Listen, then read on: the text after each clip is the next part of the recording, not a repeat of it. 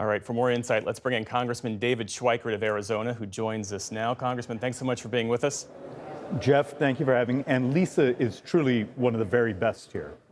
I'd have to agree with you on that. Thanks for making note of it. So help us understand, you opposed the first two funding bills, but you voted in support of the funding bill tonight. Why? The debt ceiling was removed from it. For those of us, I will hopefully be chairing the Joint Economic Committee, but I'm also in Ways and Means.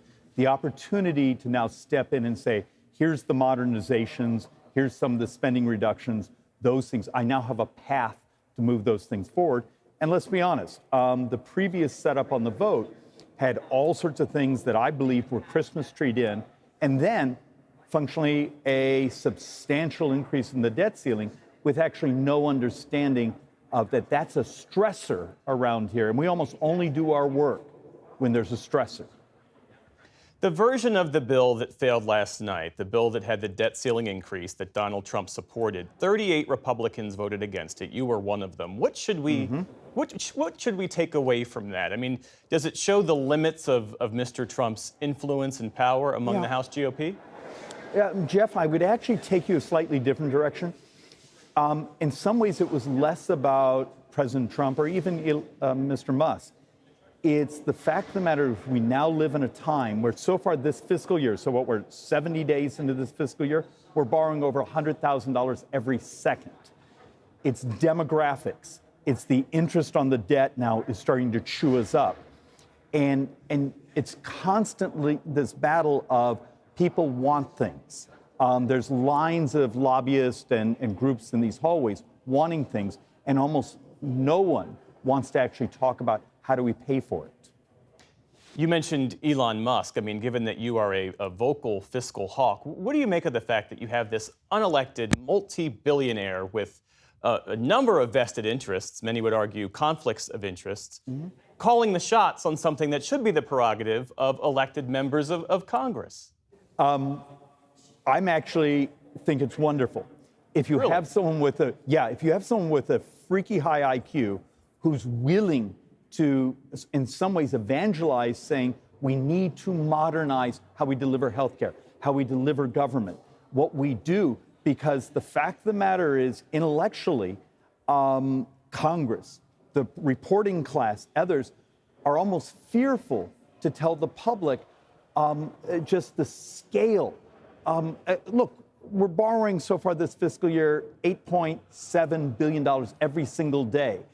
And yet the triteness of so many of the solutions we get, if this actually raises the profile, I know people want to take a shot at someone because of what they do and those things, but how much of the public actually understands we're clicking off $1 trillion of borrowing about every 118 days?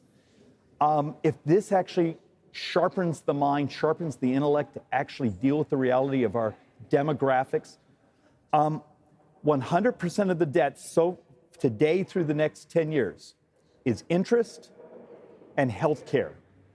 It's demographics. It's not Democrat. It's not Republican. It's what we are as a society. I take your point about shaking up the status quo. What about the process? For Americans watching this new era of GOP control start with really chaos and manufactured crisis, you could argue, what should the American people take away from that? In some ways, oh God, forgive me for how I'm going to say this. This is the reality when you don't have bundles of free cash to hand out to people to buy their votes. In a previous era, when you had someone that wanted something, you say, all right, we'll build that bridge, we'll do that road, and that's how you took care of their desires for their vote. Today, we don't have that bank account to buy votes. Now we have to deal with the honor, the facts of the math, and the math will always eventually win here. So things are going to be more difficult, but this is the reality of the avoidance of the last decade of telling the truth, what our demographics have brought us. What's your assessment of House Speaker Mike Johnson's leadership so far? He's done fine. Look, building, one of the things, and forgive me, I might be a bit pathological optimistic here.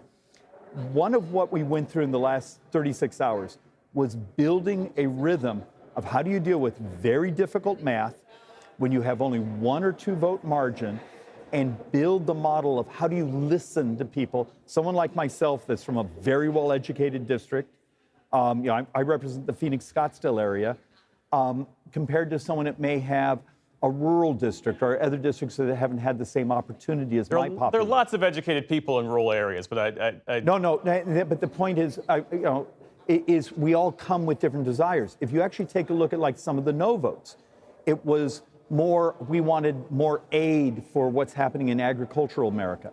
You had others that it's an issue of what's happening in the middle of the country compared to the coasts.